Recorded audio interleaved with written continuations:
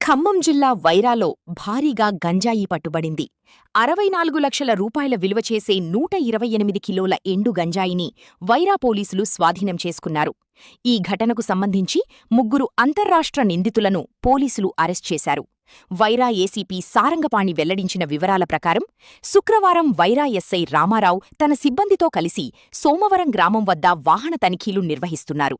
ఆంజనేయస్వామి ఆలయం సమీపంలో 5 గోనె సంచులతో అనుమానాస్పదంగా నిలబడి ఉన్న 3 వ్యక్తులను పోలీసులు గుర్తించారు.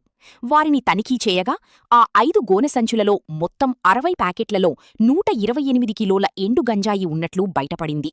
పోలీసుల అంచనా ప్రకారం స్వాధీనం చేసుకున్న గంజాయి విలువ సుమారు 64 లక్షల రూపాయలు. ఈ గంజాయిని ఒడిశా రాష్ట్రంలోని మల్కాంగిరి ప్రాంతం నుండి తమిళనాడుకు అక్రమంగా తరలిస్తున్నట్లు పోలీసులు గుర్తించారు.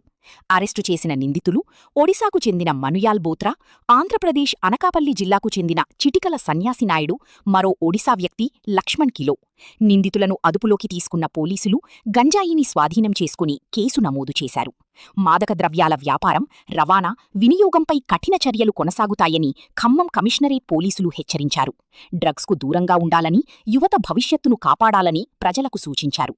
ఇలాంటి తాజా వార్తల కోసం న్యూస్6 తెలుగును సబ్స్క్రైబ్ చేయండి.